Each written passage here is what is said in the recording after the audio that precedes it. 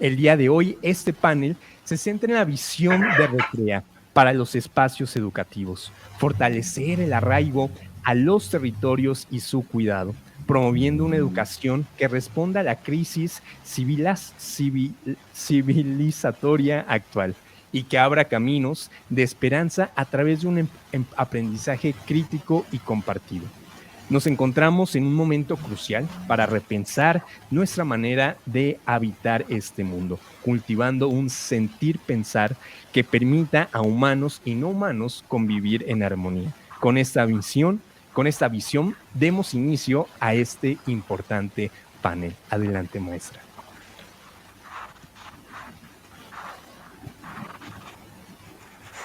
En este conversatorio, El futuro de la educación, quiero saludar a quienes nos acompañan, a Nacho, a José Luis, y decirles a todos los que están también en línea observándonos, quienes estamos aquí, amamos el mundo, nos sostenemos en una tierra que nos abraza, queremos y creemos que la escuela es y será el mejor lugar para las infancias, las juventudes y todos aquellos que a su tiempo tocan sus puertas para ser más quienes son. Gracias, Recrea. Un saludo a quienes hacen posible este encuentro.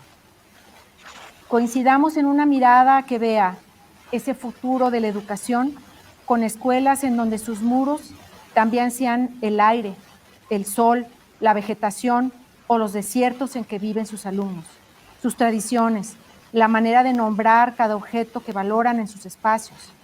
Que la principal lección y guía para educar sea visibilizar los territorios de la comunidad en que se sitúan sus lenguajes, sus herencias y lo que las distingue y unifica.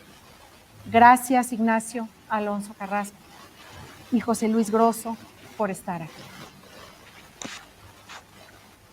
El propósito de este conversatorio ya se anunció al inicio y voy ahora a compartirles la dinámica de trabajo. Tendremos 4 rondas. En la primera ronda hablaremos del territorio, los sujetos de la educación y, por supuesto, la tierra. En la segunda ronda, cómo conciliar desde Latinoamérica, nuestra América, un proyecto común que mire hacia un horizonte futuro. La tercera ronda será apuntada y haremos una pregunta directa a cada uno de los 2 ponentes. Y en la cuarta ronda ya hablaremos de esos signos que hay que leer desde el presente y que nos vayan colocando hacia una lectura posible de un futuro en la educación. Iniciemos entonces. Primera ronda. Okay. Esto es para nuestros 2 conversadores y daremos 10 minutos para cada intervención en cada cual. Cuando escuchamos la palabra territorio, la vinculamos a un espacio físico, tangible, perceptible y medible. Para ambos, Nacho y José Luis, ¿cómo compartirían su mirada acerca de lo que hemos de entender como territorio a todos los docentes invitados y agentes de acción y cambio educativo que nos acompañan hoy? ¿Qué habremos de entender por territorio para trabajar con pie en el presente y otro pie en el futuro de la educación? Adelante, damos la voz a Nacho. 10 minutos. Hola, hola a todos y todas quienes nos escuchan desde distintas partes de Iberoamérica. Hola José Luis, ¿no? También. Hola María, muchas gracias por permitir esta conversación. Y bueno, primero que todo, este agradecimiento por el espacio que Recrea brinda para justamente traernos a la inquietud respecto de esto del territorio, ¿no? Hasta hace pocas horas o pocos días, el territorio de encuentro iba a ser un territorio de sentirnos piel con piel, ¿no? Sabemos que parte del deseo de Recrea era situarnos en aquel territorio maravilloso de Jalisco para las conversaciones. Sin embargo, ahora aparecemos en un territorio virtual. Y y estamos cruzados, creo, ¿no? Como humanidad, para resolver esta situación. Desde la perspectiva en donde yo me ubico y en la que estoy trabajando, y creo que compartimos con los colegas con los que nos hemos encontrado en distintos diálogos, la pandemia no nos dejó, y claro, como nos apareció en el momento que llegó, se nos avisó o llegaron los mensajes a todos y todas en los distintos ámbitos de que esto venía para quedarse, y probablemente los educadores que estamos tan situados en el territorio nos costó darnos cuenta de qué magnitud era aquello. Esto que estamos haciendo ahora, de encontrarnos en el territorio virtual y permitirnos esto, obviamente todos sabemos no sería posible si no fuera por aquel gran cambio inmenso tecnológico que desdibuja en muchos sentidos preceptos o ideas que teníamos de aquello. Estamos desafiados, y eso es la situación más relevante desde mi punto de vista para la conversación, para desde la educación poder llegar a una visión más nítida de qué significa este gran cambio tecnológico y qué conlleva o qué implica desde justamente poder resituar esto del territorio. Oye, disculpen, yo no sé cuál es el ruido que aparece con un perrito o algo. En mí se me ubica. No sé de dónde vendrá. Disculpen, hay un sonido que ingresa. Si por allí nos pueden ayudar técnicamente. ¿No? ¿Es solo a mí? ¿Sí? ¿Me corrigen ahí? Sí, yo no escucho. Ya, ustedes no lo escuchan. Yo no escucho, Nacho. Ah, vale. Tengo un ruido muy extraño y no sé de dónde viene. Ya. Bueno, voy a intentar no perderme en el territorio de la conversación. Se te escucha perfectamente, Nacho. Ya, qué bueno. Algunas señales que llegan de algún lugar que no lo sé. Hasta un perrito me parece. Me están soplando por ahí, por allá.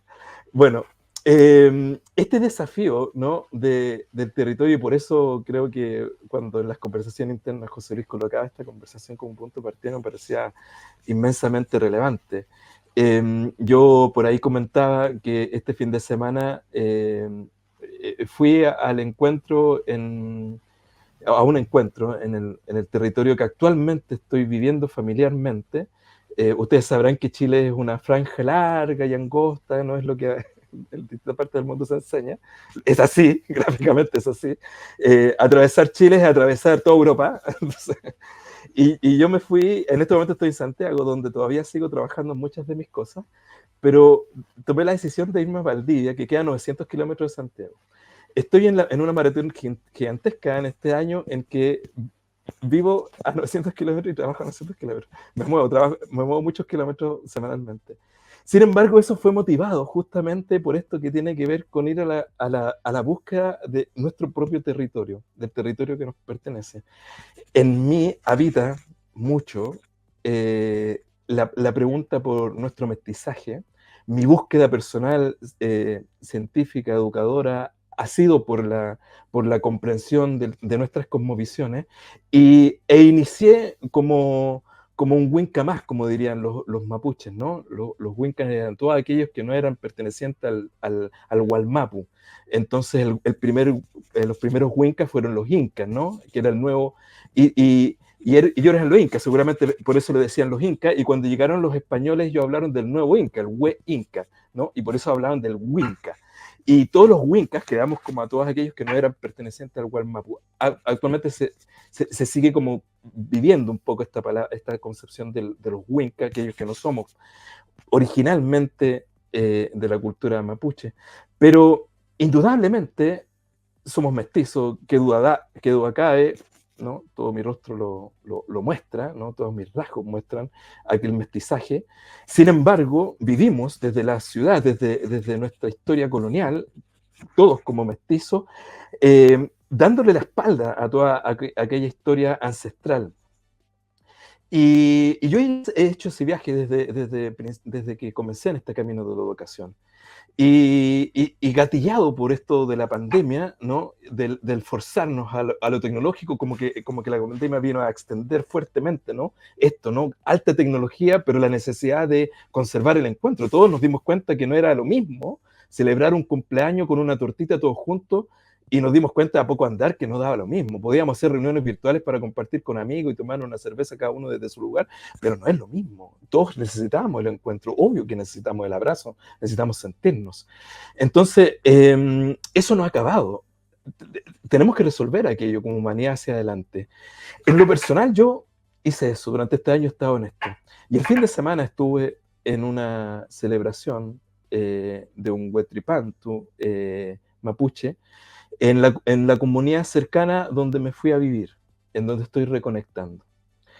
Y para los mapuches, que es la gente de la tierra, ese es mapuche, ¿no? En Mapudungun, Mapuzungún, que es la lengua.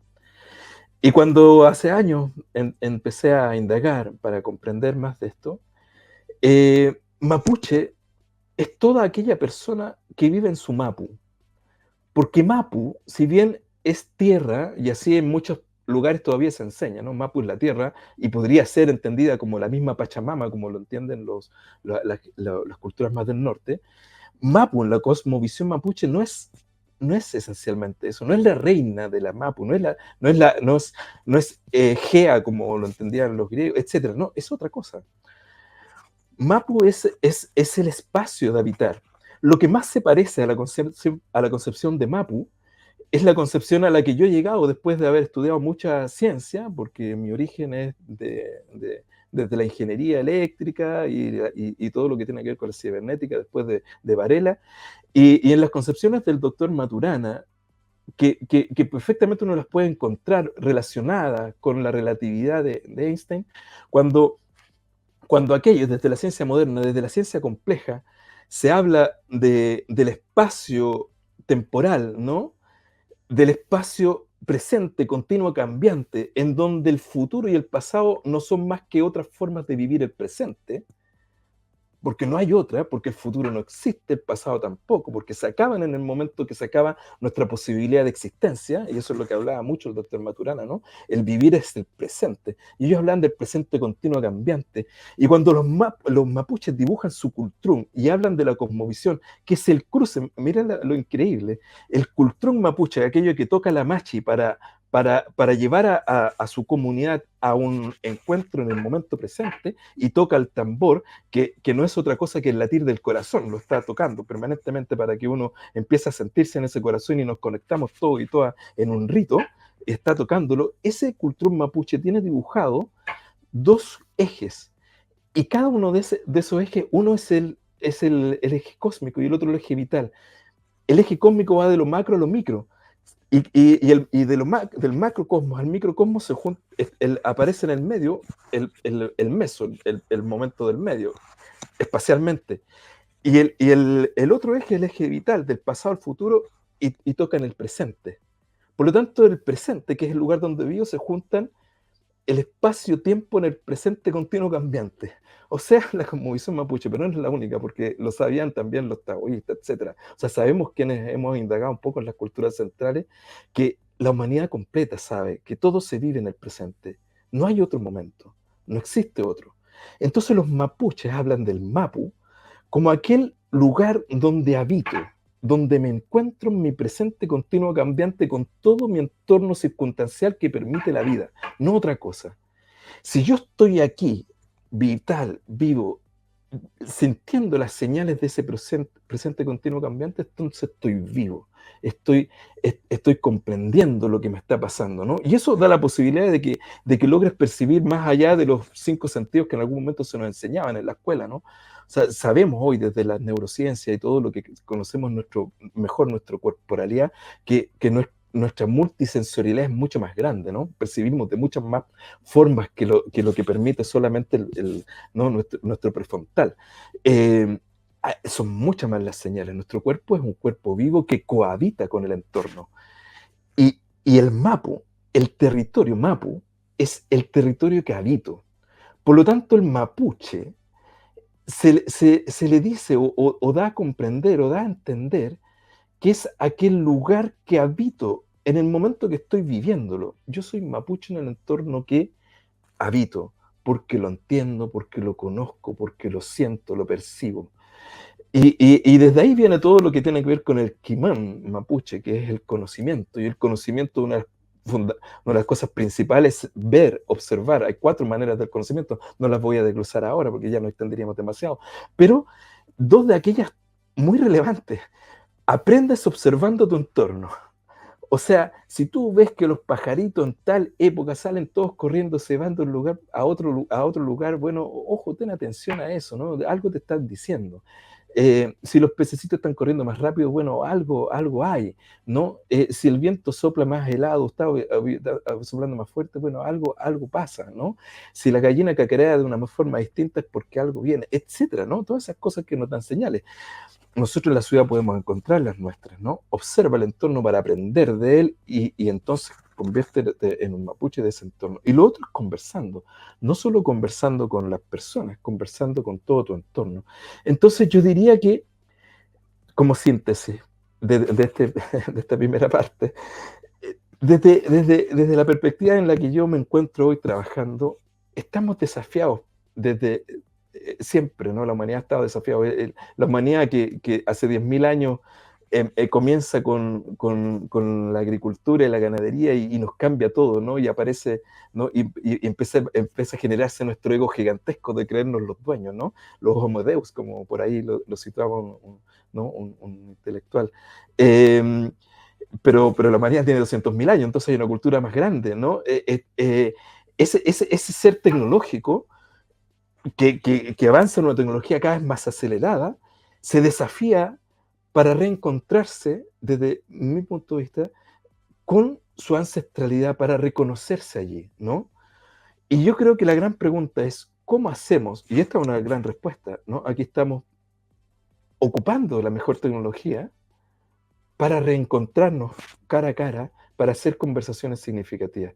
Yo creo que en la medida que seamos capaces de darle el lugar a la tecnología que merece, desde reconectar con nuestra ancestralidad, que es la que nos va a permitir recordar nuestro territorio, nuestro mapu y el nombre que tenga en cualquier parte del mundo, desde las culturas originarias que conservan esa sabiduría, bueno, yo creo que vamos a ir encontrando los cauces para reencontrar el camino por el cual la humanidad pueda salvarse a sí misma, porque somos los únicos que estamos en riesgo en este planeta, ¿no?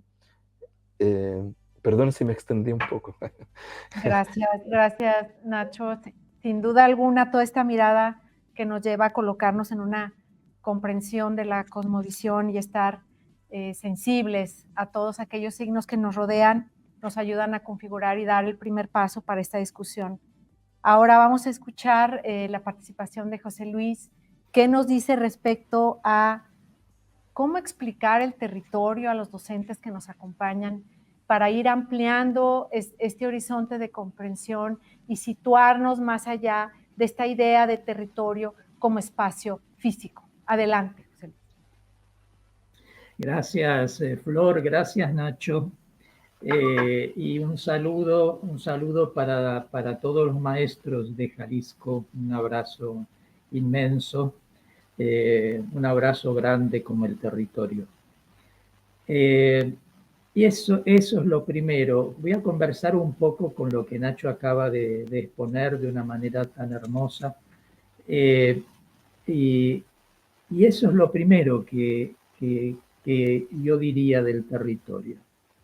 El territorio es lo que nos abraza. Es aquello que no podemos poner delante, no podemos objetivar, no podemos tratar como algo que está ahí enfrente. El territorio nos envuelve. Hacemos parte del territorio. Somos territorio. Pertenecemos al territorio. Creo que esa es una enseñanza tan maravillosa de nuestras comunidades originarias, es lo que hablaba recién Nacho, en relación con los pueblos mapuches, y es lo que nosotros en la Quichua, un poco más al norte, en el ámbito andino, le llamamos Pacha, ¿no? El Pacha. El Pacha es el espacio-tiempo. Es ese espacio-tiempo circular que nos envuelve y al cual pertenecemos. El hecho de que sea circular es un elemento muy importante con respecto a esa idea que tenemos tan asumida, ¿no? de que el tiempo es algo lineal, como decía recién Nacho, ¿no? Tendemos de una manera muy natural, muy formada también escolarmente, a pensar el tiempo como pasado, presente y futuro. Y en nuestras comunidades originarias, desde el norte hasta el sur, digamos, de nuestra Abya Yala, pero no solamente en las comunidades originarias de Abya Yala, sino como recién mencionaba también Nacho, en las comunidades ancestrales, milenarias, de los otros continentes también, está esa idea de la circularidad, de que el territorio es una circularidad en espiral que nos envuelve. Y por eso mismo hay eras. ¿Por qué piensan nuestras comunidades originarias siempre que hay eras? Hay eras que vuelven, hay ciclos, ¿sí? Que termina uno y empieza otro, termina uno y empieza otro. Esa circularidad es un elemento muy fundamental que nos viene de nuestras comunidades ancestrales y que es digamos, una manera de poder abrirnos a ese territorio al cual pertenecemos en el territorio de la educación, en el territorio escolar, porque de cualquier manera no hay escuela que no esté envuelta territorialmente. Lo sepa o no lo sepa, lo tenga en cuenta en su formación o no lo tenga en cuenta. Lo territorial es aquello inmenso, inabarcable, en lo cual estamos aún si no nos damos cuenta. Entonces me parece que esta concepción de las comunidades originarias, de lo territorial, son un gran aprendizaje para el territorio escolar. ¿Cómo hacemos para que el territorio escolar pueda dejar entrar? Ya lo envuelve porque ninguno de nosotros es sin territorio. ¿Quién vive sin respirar? ¿Quién vive sin pisar la tierra, sin poner los pies en el suelo? ¿Quién vive sin agua? ¿Quién vive sin los elementos? Los elementos son la vida del territorio. Y es eso lo que nos envuelve. Entonces, en nuestro territorio escolar, el aprender este territorio ancestral, creo que es un aprendizaje de suma importancia. Y que lleva, como decía Nacho también recién, ¿sí?, a seguir el canto de los pájaros, las señas de las nubes, el viaje de las estrellas, los ciclos del sol y de la luna, los ritmos del agua. Es decir, aquello en lo cual estamos y muchas veces vivimos de espaldas. Nos hemos acostumbrado, nuestra vida suburbana, decía Nacho, me fui a vivir más al sur, ¿no? Dejé la ciudad, ¿no? Y bueno, en la ciudad estamos acostumbrados de tanto pavimento, de tantas paredes, de tantas tiendas y supermercados. Estamos acostumbrados a vivir de espaldas al cielo, al sol, a la luna, a las estrellas. Parece como que tenemos una vida asegurada en las ciudades que no depende de esos ritmos cósmicos y que es un gravísimo error. Y nuestras comunidades originarias sí que miraban al cielo. Sí que miraban al cielo. ¿Por qué la astrología, la astronomía, el conocimiento astronómico, por qué es de las ciencias más antiguas y milenarias? Porque nuestras comunidades ancestrales han aprendido a vivir al ritmo de los elementos del territorio. Y eso creo, en esta crisis civilizatoria, en esta crisis del modelo civilizatorio, en la cual está incluida, está también inmersa, comprometida la educación. En esta crisis es muy importante que la reexistencia de nuestros territorios venga desde la salud ancestral. Sé que Nacho cree también en esto y que resuena de una manera hermosa en su pensamiento.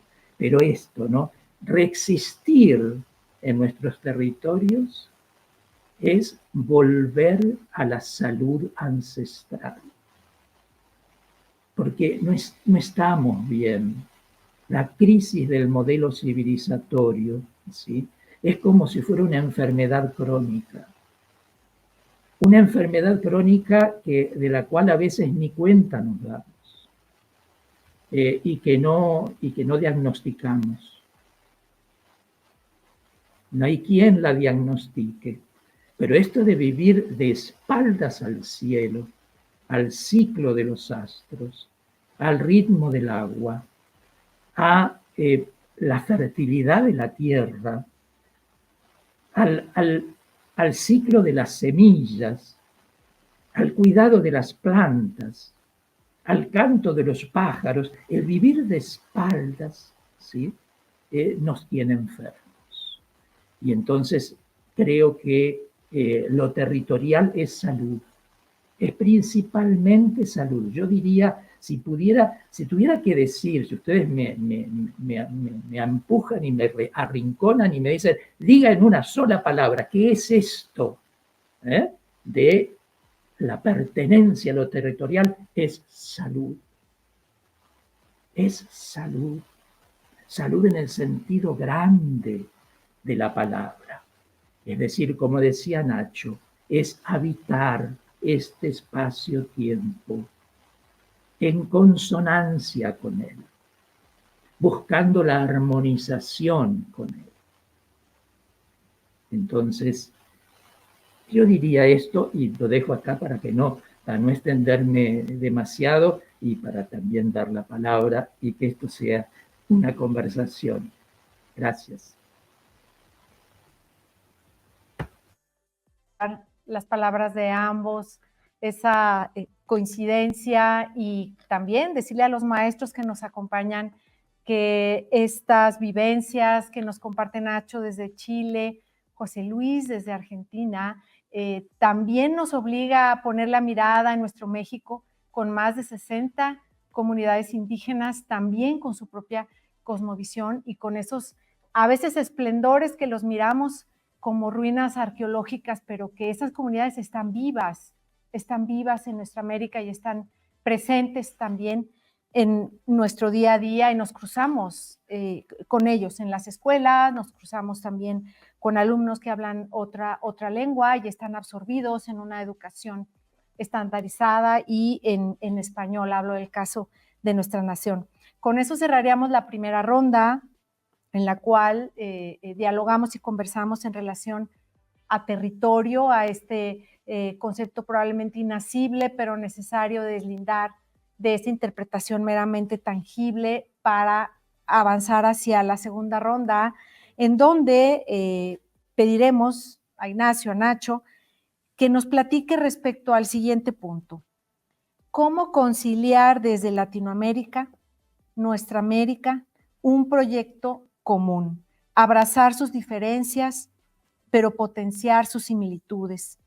es posible establecer vasos comunicantes que mantengan en su núcleo central nuestra historia ancestral y conformar un metabolismo que asuma nuestra condición de cultura emergente. ¿Qué nos dices, Nacho, respecto a esta segunda ronda en la que platicaremos sobre esas condiciones o puntos que nos unen como latinoamericanos, pero que nos permiten ir avanzando en un proyecto compartido? Y lo que da razón que ustedes en este trascendente encuentro de Recrea Academy 24 de espacio a estas latitudes tan lejanas de México hacia Chile. Te escuchamos.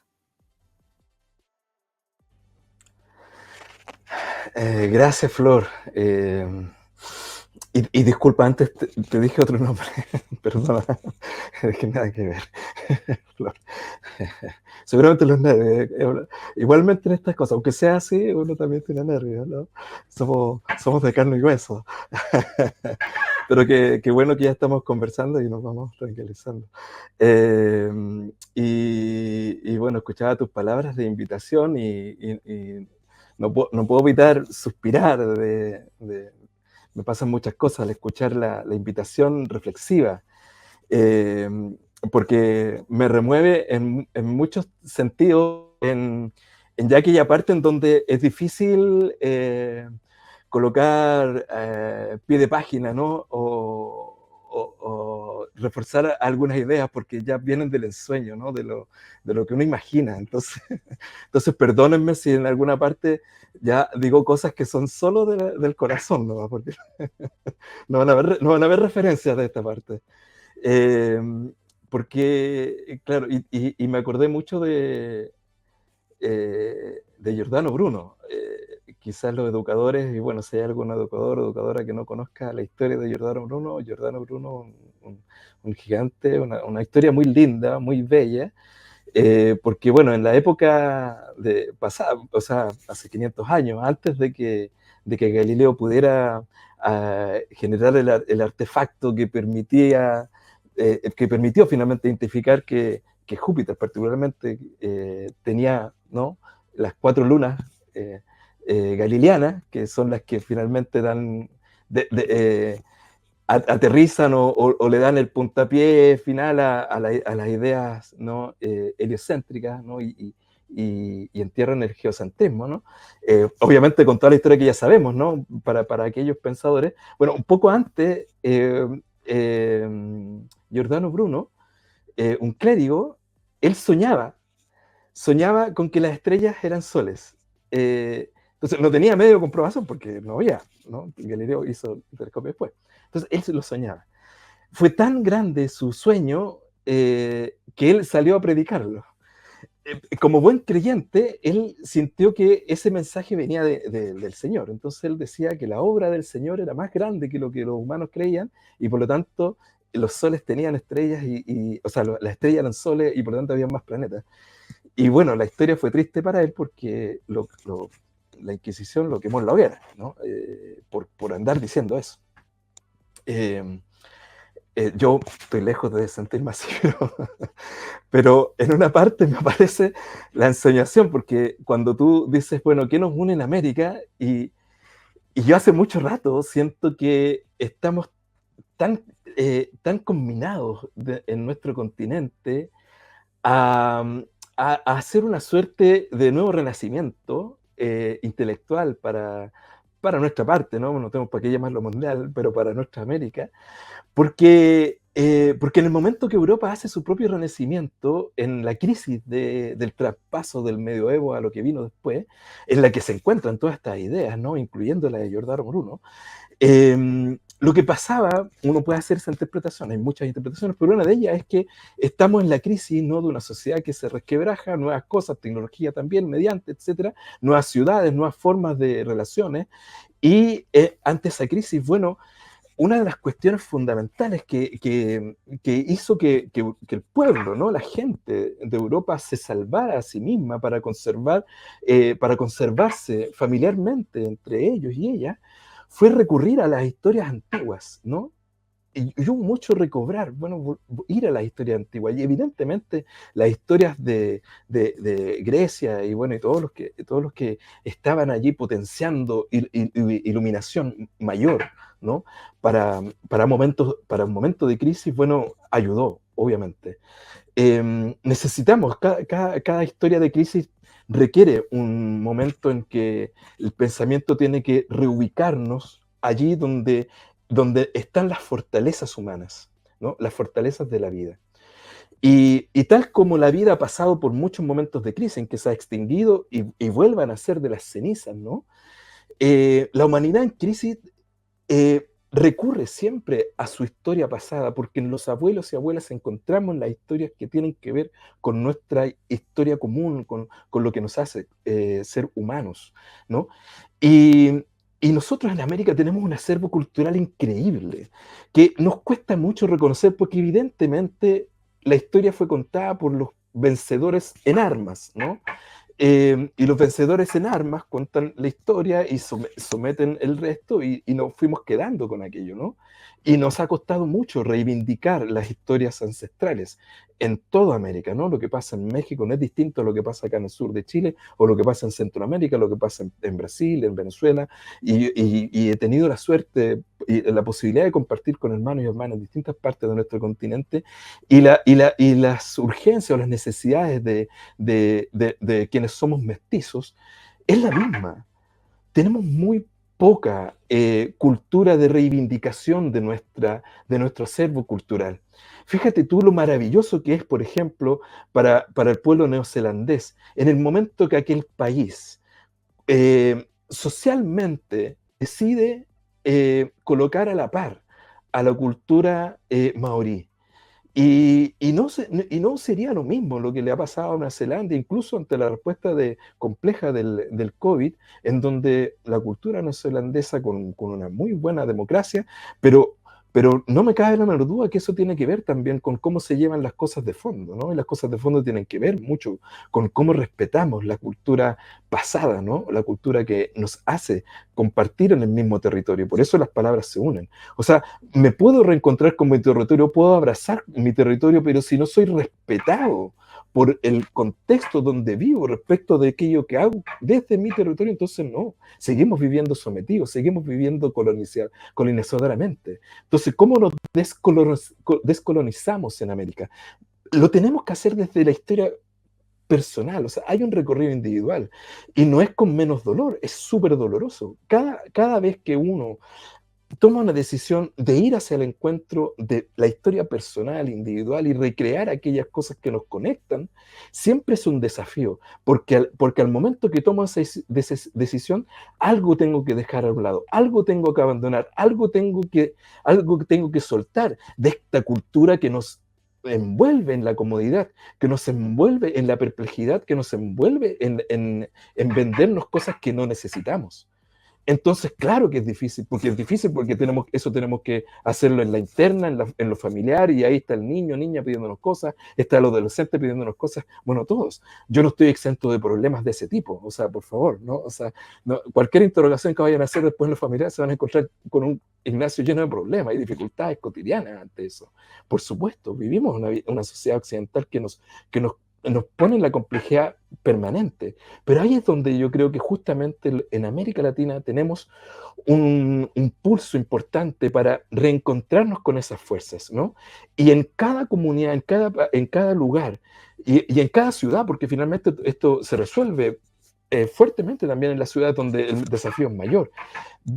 ¿Cómo reencontramos con esas historias que cada persona que ha vivido en Latinoamérica tiene? O sea, la puedes encontrar en el mate, la puedes encontrar en los nachos, la puedes encontrar en cualquier cosa que puedas ir a la búsqueda de aquella historia que conecta con tu cultura familiar, con tu cultura del lugar y que te dice, esta es la manera en que los abuelos y abuelas en este territorio siempre se conectaron, siempre conversaron y solucionaron sus conflictos para hacernos crecer como hermanos y hermanas de un continente que hace no muchos años era un continente hermanada. Entonces, que no exento de conflicto, obviamente, sabemos que tanto aztecas como incas tuvieron su momento y sus crisis, etcétera.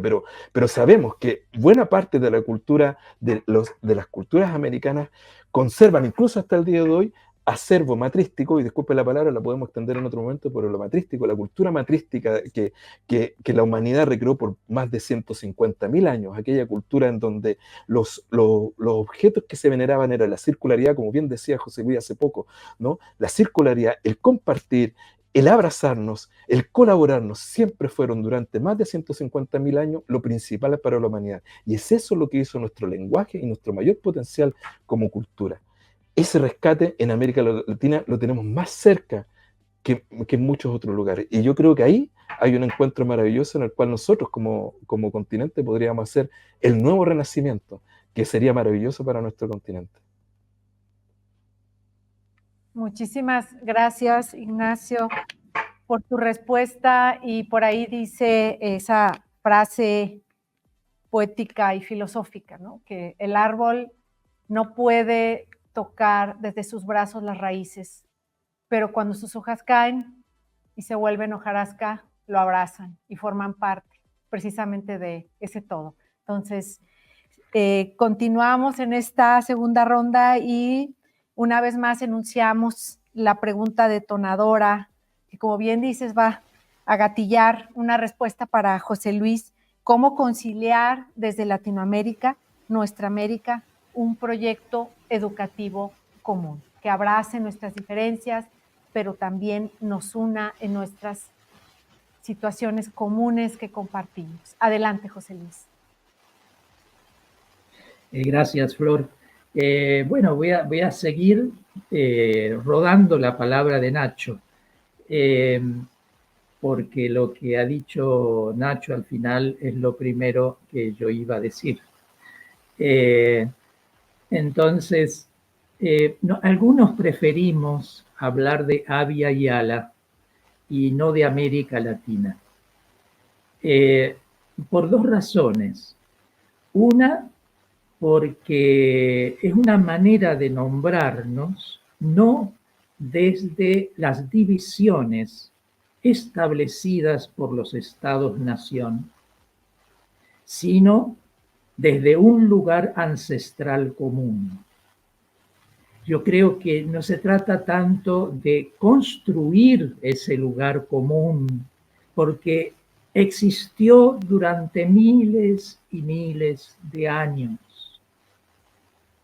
La segunda razón por la cual preferimos Abya Yala es para nombrar con una palabra cuna de una comunidad indígena del noroeste de Colombia y Panamá, que ellos decían Abya Yala, el territorio que florece, el territorio que se hace pleno floreciendo, Abya Yala, ¿sí? Nombramos de esa manera porque pensamos que ese lugar común es el que debemos desconquistalizar. Es decir, debemos ir como desarmar la conquista que impuso un territorio y que dividió luego esos territorios en estados-nación, precisamente con identidades nacionales que también acallaron a nuestras comunidades originarias, tanto en su historia larga como en su existencia presente. Entonces estamos ante un florecimiento de ese territorio nuestro, que es Abya Yala, y que florece desde allá, florece desde lo ancestral. Me parece que esto es muy importante, porque si la educación se deja abrazar por este sentimiento territorial, ese sentimiento territorial va a transformar nuestra educación. La va a transformar por el hecho de que la va a unir en una larga familiaridad. Tenemos muchas ruinas. ¿Por qué tenemos tantas ruinas? Y tenemos tantas ruinas porque hubo conquista. Prácticamente nuestra historia de edificaciones mantenidas y sostenidas tienen 500 años. Todo lo demás han sido ruinas que hemos ido poniendo nuevamente a la vista, poniendo nuevamente, sacándolas, digamos, nuevamente de su entierro. Esas ruinas son señales. Las ruinas no son pasado, porque las ruinas están ahí. Las ruinas son una señal potente para nuestro presente. Nosotros vamos, recorremos las ruinas y tocamos las piedras, están ahí. No es algo que desapareció, no es algo que ya no está, ¿no? Están ahí. ¿Qué hay en esas ruinas? En esas ruinas hay escrita no alfabéticamente, escrita territorialmente. En esas ruinas está escrita la enorme familiaridad que nos une desde el norte hasta el sur. ¿Por qué nos une esa familiaridad? Porque nuestros pueblos se encontraban, viajaban. Tenemos una idea a veces muy equivocada de nuestras comunidades originarias, como es equivocada la idea de lo premoderno, como si hubiesen estado quietas y como si los territorios hubiesen sido nichos absolutamente atomizados. Y no es así. La cultura del viaje es una cultura vieja, milenaria en las culturas ancestrales, en los pueblos ancestrales. Y nuestros pueblos, claro, hay una enorme familiaridad porque los dioses estaban aquí, iban para allá, tomaban un camino u otro. Las costumbres, las comidas, los sabores, las canciones, las músicas, viajan y han viajado. Y por eso tenemos una enorme familiaridad que nuestros estados-nación lamentablemente mienten y nos hacen creer que somos culturas nacionales absolutamente diferentes entre sí. No, yo defiendo mucho esta idea de lo interterritorial, porque lo ancestral ha sido interterritorial. Entonces debemos, creo yo, en educación, enseñar otra historia, así como debemos enseñar otra geografía y debemos enseñar otra lengua. Debemos enseñar otra historia, la historia de la interterritorialidad entre nuestras comunidades en Abya Yala y que lamentablemente con la conquista y que luego en el marco de la colonia, con la creación de los Estados-nación, nos ha dividido. Aparecimos en América Latina estamos divididos, en Abya Yala no. En Abya Yala no estamos divididos, estamos muy unidos. Es eso lo que tenemos que volver, ¿sí?, a poner, diríamos, en las aulas. Si las aulas nuestras deben romper, como decía Flor al comienzo, las paredes para que entre el cielo, que entre el aire y el viento, que entre, claro, para que sintamos nuestros territorios, digamos, en esos elementos que nos envuelven.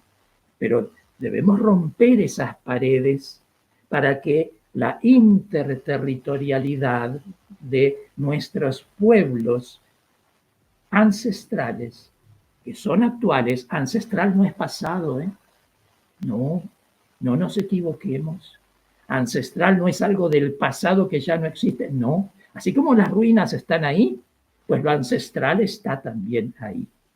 Y hay muchos rituales, muchas fiestas, muchas creencias, muchas costumbres, muchas solidaridades, ¿no?, muchas maneras de compartir y de habitar que vienen de esa ancestralidad. La ancestralidad, dice Ailton Krenak, nuestro compañero indígena Krenak ¿no? Del Río 12 de Minas Gerais, ¿no? En Brasil, él dice, el futuro es ancestral. Claro que sí, claro que sí. El ancestral no está perdido en el pasado, no está lleno de polvo. No, no. Lo ancestral es vida, es nuestra salida del modelo civilizatorio. Es el Abya Yala que sigue estando entre nosotros y que nosotros en la educación debemos nuevamente revivificar. Es muy diferente formar en historia, en la historia de los estados-nación, en América Latina, a formar en historia en nuestra hermandad y familiaridad ancestral en Abya Yala. Diría esto, Flor, para seguir rodando la palabra. Pues maestros, tomen nota. Si decimos Latinoamérica, nos estamos refiriendo a una concepción geográfico-política institucionalizada desde la modernidad con la construcción de los estados nacionales, pero tenemos estas otras grandes alternativas de nombrar, porque al nombrar también cambiamos y transformamos la realidad, el lenguaje en praxis. Abya Yala. Bueno, pues muchas gracias, José Luis. Pues ahora vamos a la tercera ronda. La tercera ronda es apuntada, es decir, van a ser 2 preguntas diferentes para nuestros conversadores y siguiendo el mismo ritmo, pues ahora vamos directo con Nacho. ¿Qué nos compartes en relación a la pedagogía del bienestar y la epistemología del doctor Maturana? La escuela chilena, maestros que nos acompañan, que nos escuchan, sepan, y seguramente ya lo saben, que esta escuela chilena ha provocado intensas revueltas y profundas transformaciones en el pensamiento contemporáneo por su potencialidad y por su manera de ver la educación estrechamente ligada a la vida misma. ¿Qué nos dices, Nacho, respecto a este y otros proyectos que distinguen esos territorios pedagógico-educativos, pero sobre todo de vida y de cómo nos une toda la concepción biológica de la vida para entender el conocimiento, todas las categorías de autopoiesis, autorregulación que tanto nos han permitido abrirnos campo en el tema tanto de la filosofía, la pedagogía e incluso la lingüística desde la escuela chilena que encabezó y dinamitó caminos nuevos de pensamiento a través de Humberto Maturana y Varela también. Adelante. Muchas gracias, Flor. Y bueno, antes agradecerle a José Luis también las inspiradoras palabras. Qué bonito volver a reconectar con el Abya Yala y qué bueno.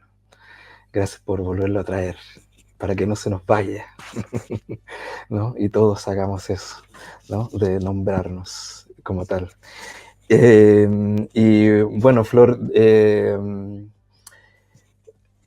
nuevamente en esta recreación, invitación que hiciste,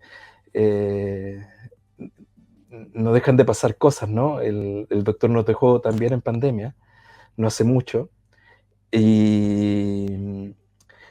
y bueno, para quienes tuvimos la suerte de estar trabajando junto a él, son muchos, ¿no? Chilenos y chilenas y personas en el mundo. Pero claro, tuve la suerte de estar empujando desde estas convicciones que he ido compartiendo acá, esta visión de cómo estas ideas gatilladas por allá por los años 60 por el doctor y junto a Francisco Varela, de la autopoiesis, cómo esta invitación podía de alguna manera cuajar en la educación, ¿no? Más concretamente, ¿no? Y ese fue mi derrotero. Quisiera comentar que esto no es ajeno a esta conversación, ¿no? Y probablemente esto se sepa poco. mientras tú comentabas esto y hacías esta invitación, no puedo olvidar alguna vez que le escuché al doctor cuando su última etapa, ¿no? Porque permítame un pequeño contexto, ¿no? A nivel mundial, la autopoiesis y la cibernética es lo que más se conoce. En Oriente, el trabajo de Francisco Varela es incluso más conocido que el del mismo doctor Maturana por las repercusiones que tuvo la autopoiesis en la cibernética. Y por lo tanto, no habría robótica, según algunos japoneses, no lo he dicho yo, pero según algunos japoneses que tuve la suerte de conocer a través de algunos amigos chilenos, yo no hablo nada japonés, pero decían que, bueno, le debían mucho al doctor y a Varela. Pero si vamos retrotrayendo hacia acá, bueno, son conocidas eso, la primera contribución, después algo más del doctor, pero muy poco se conoció de la última etapa, en donde el doctor junto a Jimena Dávila hablaban de la biología del amor, y ellos, y trabajaba el doctor Maturana en la biología cultural, que era una mirada ya más ligada a lo humano, no solo a lo biológico. Bueno, en esos contextos, me recuerdo en algún momento en un conversatorio, se le preguntaba al doctor respecto de esta llegada, ¿no? De este aterrizaje a la parte más amorosa, ¿no? De su legado. Y él contó que él sentía que no sería posible nada de aquello si no hubiese, si no estuviese en él ese candor y calor que él recordaba de su infancia, de su fuero familiar, materno, pero también de lo que diríamos ahora una nana, ¿no? Ñaña, abuelita, ¿no? Alguien que estuvo con él, que era Aymara. Y en donde él sentía que había un candor que de alguna forma estuvo siempre presente. Y no es menor porque quienes hemos seguido su legado, o yo voy a hablar por mí, desde cómo yo sigo su legado, no puedo no conectar aquello con esto otro, que es que el doctor, junto al doctor Podosy, después, a los años después de la autopoiesis, de esta gran frase, que es una revolución en biología finalmente, porque cuando hay muchos elementos para no saber cómo ordenamos la vida, él junto a Varela dicen, simplifiquémoslo, la vida es simple, es un proceso, ¿no? Es un proceso de autoconstrucción. Y ese proceso de autoconstrucción, fíjense ustedes que ellos hacen una figura circular, que es continuamente cambiante con el entorno. O sea, es de una simplicidad tal que cuesta tanto entenderla, ¿no? Es como la ecuación de Einstein, E igual a mc cuadrado, pero no puede ser más sencilla si son 1, 2, 3, 4, 5 símbolos, E igual a mc cuadrado. Pero ya se sabe que en física pocos entienden qué decía Einstein. Bueno, al doctor le pasaba un poco lo mismo, ¿no? La autopoiesis es muy simple, pero quizás justamente la perplejidad en la que de repente nos quedamos, ¿no? En esta sociedad de consumo, es lo que nos hace olvidar esa simplicidad. Ellos, ¿no? La Escuela de Santiago vino a proponer en biología una visión simple de entender la vida. Tan simple que hasta el día de hoy sigue siendo controversial en muchos círculos científicos porque se le da poco espacio, ¿no? Y se siguen colocando otras cosas.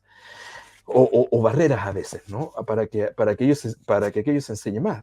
Hay muy pocas escuelas que enseñan autopoiesis como uno de los fundamentos de la vida. Pero lo otro que se enseña incluso menos es que a los años después, el doctor Maturana escribió un artículo con el doctor Jorge Podosy que hablaba de la deriva natural. Y la deriva natural es una consecuencia de la autopoiesis para mirar la evolución. Y es una mirada alternativa a la evolución darwiniana. No es que sea tan distinta, no es que esto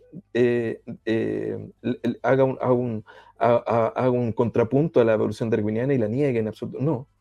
Pero sí es diferente, porque allí donde la evolución darwiniana pone elementos precisos de, ¿no? Esto que todos hemos conocido como que que persevera el más competente, ¿no? El que es mejor, ¿no? Y todo aquello, ¿no? Y puede darse esa lectura finalmente, más allá de que habría que preguntarle a Darwin si realmente quería decir eso. Yo he conversado con biólogos que dicen, no, pero es que, bueno, es las traducciones, el momento sistémico que ellos vivían y todo, pero realmente no querés. Bueno, en fin, más allá de todas cosas, la cosa está dicha así, y la cultura lo ha tomado así, y pucha que ha hecho que muchos círculos científicos, que finalmente son la base de la tecnología y finalmente del poder de las sociedades, de la civilización, y que permite que muchos justifiquen muchas de las atrocidades que como cultura seguimos teniendo. Entonces, por lo tanto, no es menor esa pequeña coma o ese pequeño énfasis. Bueno, la deriva natural pone de manifiesto que perseveran en la vida todos los seres vivos o todas las comunidades ecológicas que van en continuo cambio con su entorno, que se van modificando con su entorno.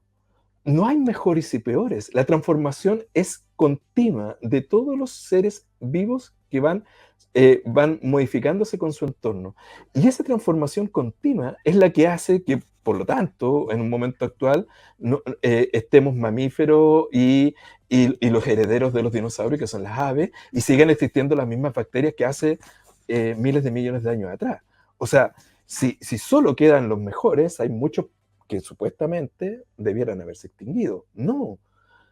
La vida es conservadora respecto de aquello que logra convivir armoniosamente en un contexto de transformaciones continuas en que todo se va dando de forma complementaria. Los seres vivos se transforman con el espacio que cohabitan. Y por lo tanto, y ese es el aprendizaje. La otra cosa interesante, y ahí es donde viene mi enganche y decir, pero esto tenemos que saberlo todos los educadores. O sea, todo espacio de convivencia es un espacio continuo de aprendizaje, porque no hay momento en que la vida no se esté transformando continuamente con el entorno que cohabita. Y por lo tanto, todo niño, independiente del origen de sus padres, si nace en China, va a hablar chino, como cualquier niño o niña con los colores que tenga. Si lo hacemos nacer en el Wallmapu, va a hablar Mapuzungún. Porque nos transformamos en el entorno, tanto que un humano que no es alimentado maternalmente por una humana y es alimentado maternalmente por una loba, se va a convertir en un lobo. Y experiencias de eso hay. Entonces, nos transformamos con el entorno. Somos plásticos. Y eso es el aprendizaje, la capacidad biológica, vital, de transformarnos con el entorno. Por eso es tan crucial que los entornos territoriales sean capaces de recobrarse a sí mismos en sus propios valores, porque cuando se recobran en sus valores, todo el entorno aprende y va conviviendo en aquellos valores. Por eso el desafío cultural que nos plantea la Escuela de Santiago, después de colocar la Escuela de Santiago, ¿no? Así fue llamada por unos doctores europeos cuando conocieron la autopoiesis y dijeron, oh, nace un concepto vital para la humanidad, y hablaron de la Escuela de Santiago, como se hablaba de la Escuela de Mileto, ¿no? La Escuela de Santiago, la autopoiesis. Pero obviamente hay derivadas, y la derivada actual es decir, si comprendemos que la vida es autopoyética, que el cosmos es autopoyético, que el aprendizaje se da en transformaciones continuas del ambiente que todo ser vivo puede convivir, entonces la cultura, que es un modo de convivir, la cultura es un modo de convivir conservando ciertas emociones, y el patriarcado es una manera de convivir conservando la emoción del dominador o de la dominación. Entonces, si somos capaces de recrear convivencias que son colaborativas, que son amorosas, que son generosas, que nuestros pueblos tienen en sus recuerdos, en su memoria de sangre, en su memoria corporal, entonces estamos haciendo un cambio cultural vital. Por eso, el llamado a un reencuentro, a un renacimiento cultural en nuestra América, en nuestra Abya-Yala, es vital, porque nuestra Abya-Yala tiene memoria colectiva, tiene memoria colaborativa, y recrear aquello es recrear una nueva cultura, una nueva cosmovisión, un nuevo modo de convivir que va en línea con la recreación de una cultura matrística que nos pertenece a todos y todas los humanos de este planeta.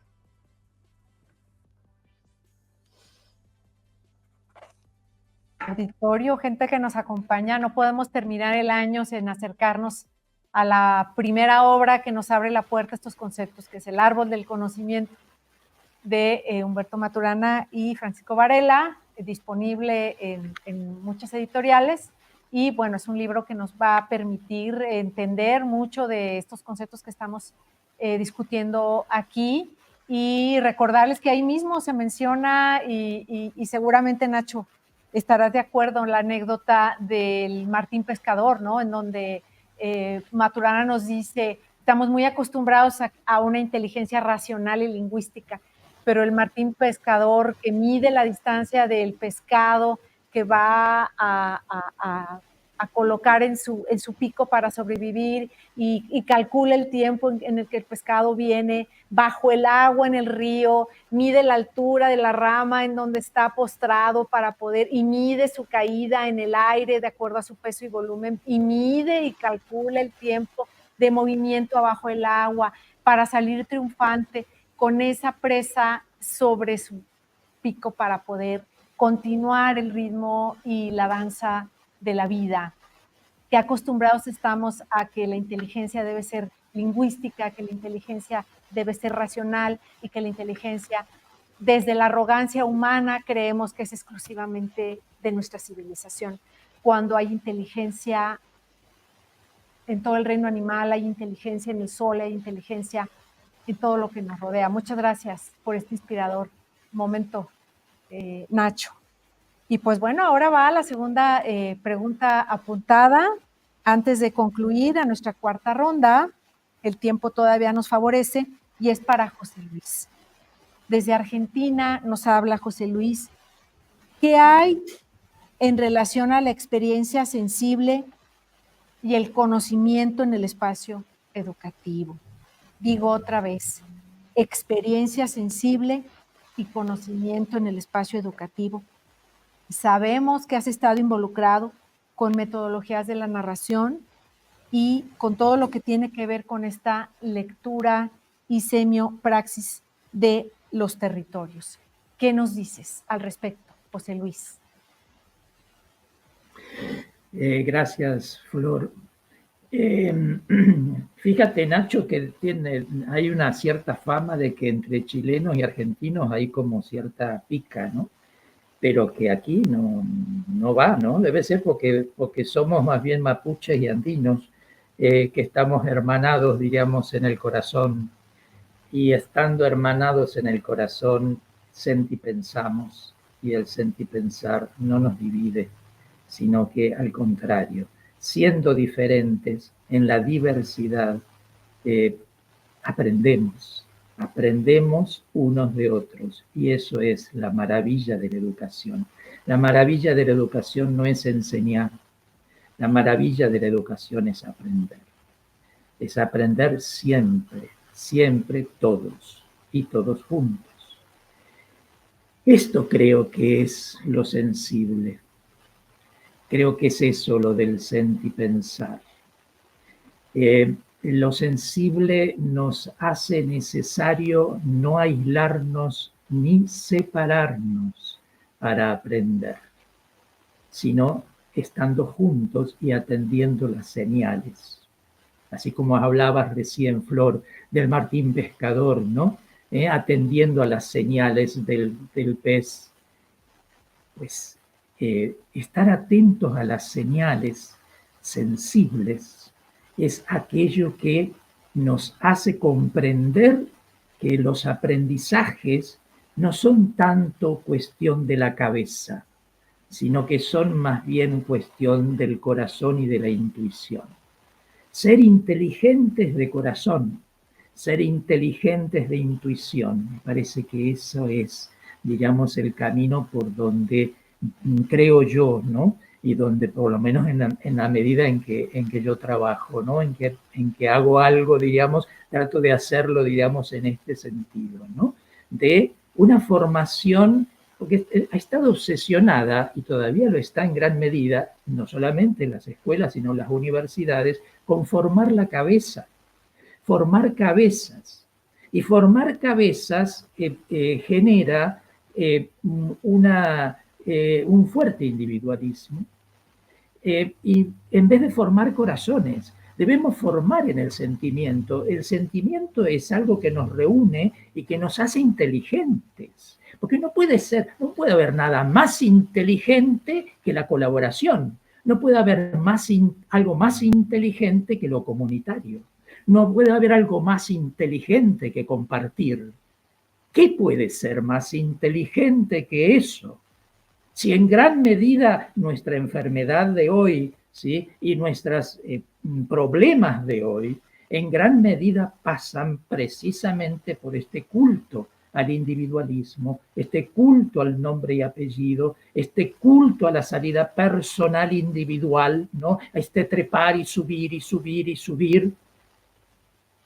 Ese no puede ser un mensaje de la educación transformador, porque eso no genera transformación positiva, sino que genera una transformación en que pareciera ser como que vivimos en islas y cultivamos la indiferencia. La educación no puede cultivar la indiferencia, por eso la educación debe educar el corazón, debe educar el sentimiento. Frente a una pedagogía del individuo, yo creo que es muy necesario que en educación hagamos comunidad. En el aula hagamos comunidad. No tantos premios, no tantas distinciones, no tantas calificaciones diferenciales que ponen a unos por encima de otros. En verdad, creo yo, que nuestra evaluación debería ser si el grupo contiene, si el grupo aprende. No si el individuo aprende.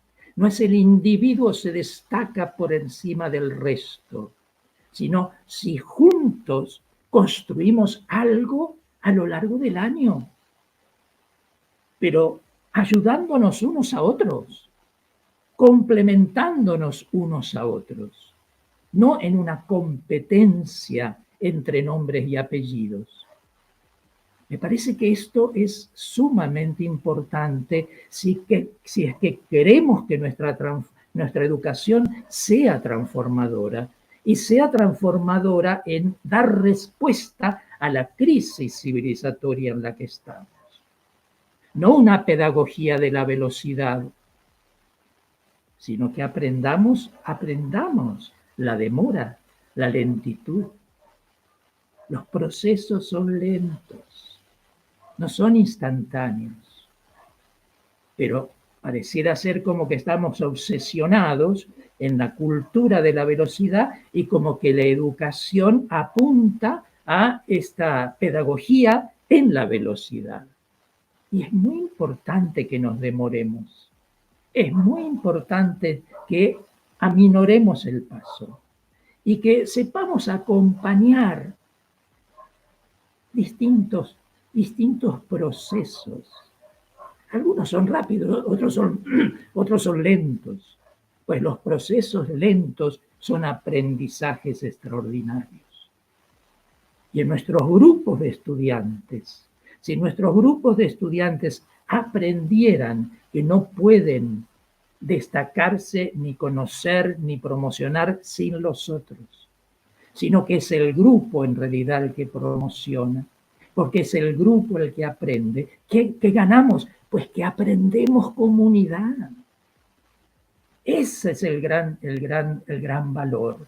El hecho de que una inteligencia esté al servicio de lo comunitario. No estoy despreciando el conocimiento, ¿eh? No estoy diciendo, no, en absoluto. Estoy diciendo, ojo, porque la inteligencia, como bien decías, Flor, esa inteligencia racional no basta. Y no basta para lo que hoy necesitamos y para el desafío que viene. El desafío que viene va a requerir de nosotros una sensibilidad comunitaria para que nos apoyemos y nos hagamos fuertes juntos, no separados, no como individuos, sino juntos. No una pedagogía del consumo. No podemos seguir, digamos, fomentando, ¿sí?, la formación en un consumo cada vez más depredatorio, cada vez más destructivo, no solamente del territorio o de los territorios, sino de la salud, de nuestra salud, diríamos, de nuestra salud biológica, de nuestros cuerpos. Entonces, no podemos seguir en una pedagogía del consumo, sino que tenemos que educativamente también enseñar a saborear. Saborear no es tragar rápido, no es pasar de una cosa a otra. Saborear es demorarse allí donde hay gusto, y hay gustos diferentes. Y cuando uno saborea, está saboreando la comunidad, está saboreando la cocina, está saboreando los alimentos, está saboreando la diversidad. Saborear es abrirse a la diversidad. Consumir es tragar, tragar y tragar y tragar. Velozmente, rápidamente, sin memoria, sin recuerdo, sin gusto, sin gratitud, sin goce. Entonces, eso es la semiopraxis. Eso es la semiopraxis sensible. El hecho de que en nuestros ámbitos educativos le apostemos a que la formación en el corazón, que el sentipensar no es una palabrita de moda, no es un nuevo lenguaje. A veces en educación, lamentablemente, cambiamos el lenguaje y creemos que cambiamos todo, porque hablamos diferente, incorporamos nuevas palabras. De lo que se trata es que esas palabras, como bien decías, Flor, con esas palabras podemos transformar, claro, pero cuando saboreamos esas palabras, cuando esas palabras nos producen cosas, nos hacen algo en nosotros esas palabras, nos cambian a nosotros, nos abren, digamos, nuevos sentidos sensibles. Eso es la semiopraxis. Entonces, me parece que necesitamos una educación sensible que nos haga comprender que el gran desafío no es ser inteligentes individualistas, sino que es ser inteligentes comunitarios. Lo que necesitamos es inteligencia comunitaria. Eso es lo que necesitamos. Diría eso, querida Flor. Muchísimas gracias, José Luis. Y bueno, maestros, a eso venimos a Recrea, a estar atentos a estas vueltas de tuerca, a estar atentos a atrevernos a desafiar nuestros escenarios y nuestras propias perspectivas, a que no somos agentes que van a amueblar la cabeza de nuestros alumnos y a que la educación definitivamente no se trata de un catálogo de informaciones con las cuales nosotros vamos a satisfacer una política curricular, sino que hay algo más y siempre hay más posibilidades de experimentar y abrirnos y considerar, escucharnos y unirnos. Para la cuarta ronda vamos a cambiar un poco la dinámica y vamos a pedir, porque ya estamos en el cierre y hay que hacer el tránsito hacia el siguiente foro, en una sola frase, Nacho, en una sola frase, José Luis, ¿qué signos leemos en el presente que anticipen el futuro de la educación en nuestros territorios? Usted puede elegir una, voy a leer 3 preguntas. ¿Cómo mantener la flama de la fogata primigenia, donde la escuela era el relato de los mayores? ¿Qué caminos se vislumbran para resistir desde lo local, es decir, ser hijo de la aldea, pero conectado a la tecnología? Nacho, una frase para cerrar, unas palabras breves sobre este último punto, cuarta ronda, que cierra con el tema e intención de esta conversación, el futuro de la educación. ¿Qué eliges? ¿Qué nos dices en una breve frase de cierre para concluir tu intervención? Gracias por estar en Recrea. Te escuchamos, Ignacio.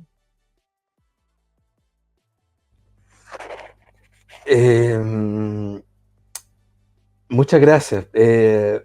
Quisiera conectar con con aquello a lo que quizás invitamos, ¿no? Y José Luis ha colocado palabras maravillosas aquí y yo quisiera decir que algo que he aprendido es que siempre hay que dejar tiempo para agradecer, ¿no? En cada encuentro. Y yo hoy me llevo aprendizaje, ¿no? De estar aquí con José Luis.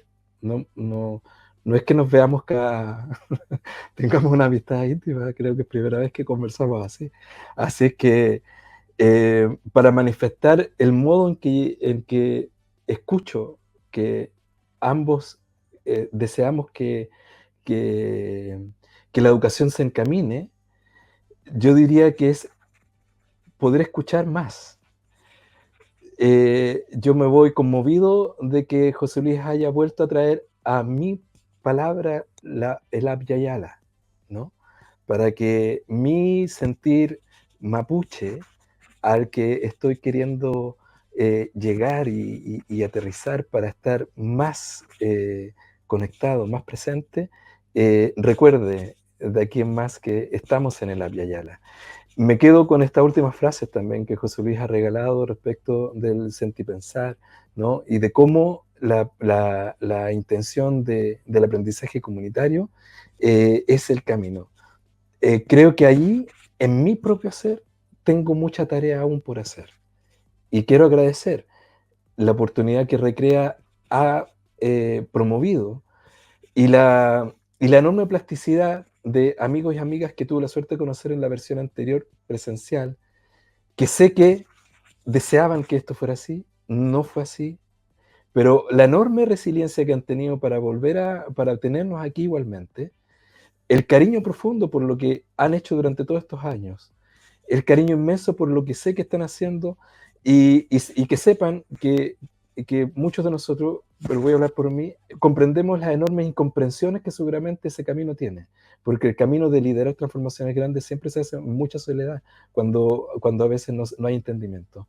Quiero agradecerles la porfía de cada uno, cada una, que ha hecho posible el Recrea Academy de todos estos años, porque cualquier cosa que en América Latina haga cualquier educador, conectándose con su alma ancestral, que es presente, como bien decía José Luis, nos vuelve a impulsar hacia un futuro mejor para todos nuestros pueblos. Gracias, queridos hermanos, hermanas. Hoy he aprendido en esta conversación mucho y me voy feliz a mi territorio. Muchísimas gracias, Ignacio. Saludos y abrazos hasta Chile. José Luis.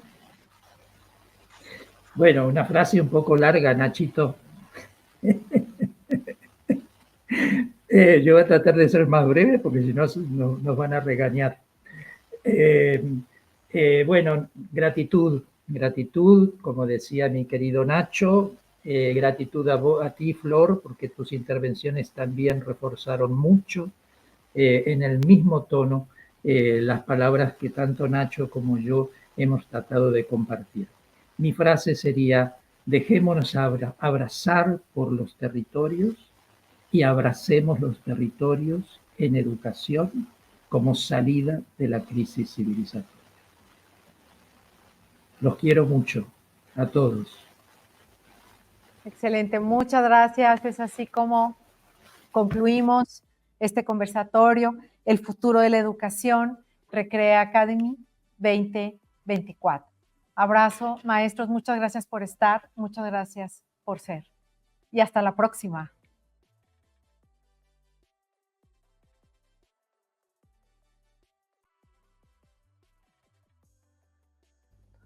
Chao, José Luis, ¿todavía nos escuchamos? Chao. Creo que estamos ya fuera de escena, así que podemos hablar tranquilos. Adelante, adelante, aquí. Vamos a cerrar. ¿Qué tal les ha parecido? Aquí seguimos, estimados maestros. ¿Qué tal les ha parecido este maravilloso panel donde hemos tenido la oportunidad de explorar distintas visiones sobre el futuro de la educación? De verdad estamos muy contentos de tenerlos en este maravilloso panel. Agradecemos profundamente a nuestros ponentes Ignacio Carrasco, muchas gracias por tus lindas palabras para todo el equipo de Recrea Academy, pero también nosotros te agradecemos profundamente a nombre de la Secretaría de Educación de todos tu participación en Recrea Academy 2024, por supuesto también a José Luis Grosso por compartirnos su experiencia y sus perspectivas sobre los retos y oportunidades que enfrentamos. También agradecemos, por supuesto, a nuestra modeladora, Flora Alejandra Gómez Contreras, por guiarnos en esta importante conversación. Seguramente muy valiosa para todos los que nos están siguiendo a través de nuestro canal, de nuestras redes sociales. Y, por supuesto, esperamos muy pronto tenerlos por acá. Si Dios nos lo permite, seguramente en alguna otra ocasión podemos tenerlos aquí presencialmente. Sería un honor para Jalisco. Entonces, desde acá reciban un fuerte abrazo, un saludo y pues cerramos con nuestra gente que nos está siguiendo, nuestros maestros. Nos gustaría saber qué piensan. Les vamos a poner la dinámica de nube de palabras para que ahí nos platiquen en una sola palabra sus reflexiones, pero no antes sin agradecer y darle un obsequio a nuestra moderadora y también, por supuesto, tómenlo también para ustedes, a todos los que participaron en esta ponencia. Muchas gracias por su participación. Muchas gracias. Bien recibido el árbol de la vida. Así es. Muchas gracias. Como les decía, vamos a continuar con una dinámica. ¿Te parece? ¿Nos acompañas todavía? Claro que sí. Para escuchar y conocer, pues a través de una palabra, sus reflexiones acerca de esta bonita ponencia que acabamos de escuchar. ¿Nos sentamos si gusta? Claro que sí. Vamos a iniciar con el ejercicio. En una palabra, ¿qué elementos o qué elemento es esencial para fortalecer el arraigo a los territorios en la educación del futuro? Acompañamiento, colaboración, entrega. Los invitamos a que participen todos los que nos están escuchando y nos están viendo en esta transmisión, a que en una sola palabra nos digan qué elemento es esencial para fortalecer el arraigo en los territorios en la educación del futuro. Estrategia, colaboración, acompañamiento, entrega. Muy bien, muchas gracias a todos los que nos están escribiendo aquí en una sola palabra. Por supuesto, amor, nacionalismo, colaboración. Muy bien, muchas gracias. Vamos con la segunda pregunta. En una sola palabra, ¿cómo describirías el papel del docente como agente de cambio en la transformación educativa? ¿Qué le parece? Gracias, maestros. Conocimiento, amor, sentir, pensar, identidad.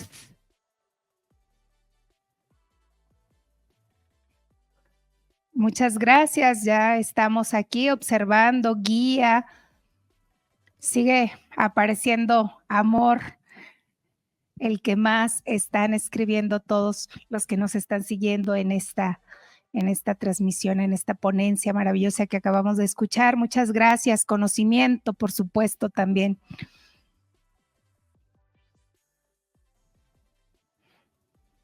Continuamos con la siguiente. Muchas gracias a los miles y maestros que están participando. En una palabra, ¿qué valor consideras clave para promover una educación que responda a la crisis civilizatoria actual?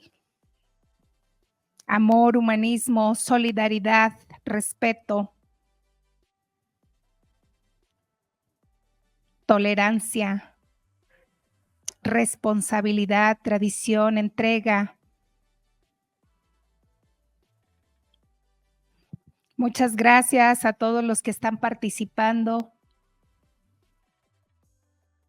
Qué bonito se ve la reflexión que nos deja esta valiosa ponencia. En una palabra, vamos a terminar con la última pregunta, ¿qué es fundamental para construir una educación que inspire caminos de esperanza. Motivación, ética, compromiso, respeto, humanismo, compromiso, confianza y muchas, muchas más que ya no alcanzo a leer. Le vamos a